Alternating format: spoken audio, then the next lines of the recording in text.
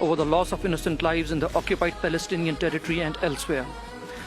Regrettably, this huge loss of lives and unabated violence is a sad reminder of more than 7 decades of illegal foreign occupation, aggression, and disrespect for the international law, including UNSC resolutions.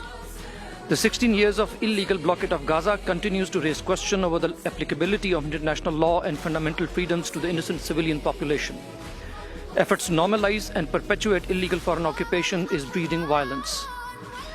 There is a need for immediate steps to ensure the realization of the right to self-determination of the Palestinian people and also achieving a just two-state solution on the borders of June 4, 1967, with East Jerusalem as the capital of the state of Palestine.